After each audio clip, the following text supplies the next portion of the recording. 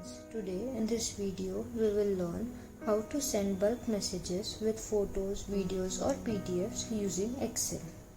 Firstly, make sure you have an Excel sheet with contact numbers whom you want to send WhatsApp messages to with country code in it. Make sure it does not contain any space or plus sign in between. Then head towards the extension and click Upload Excel in it. After that, select the Excel sheet that you have prepared and you will see something like this.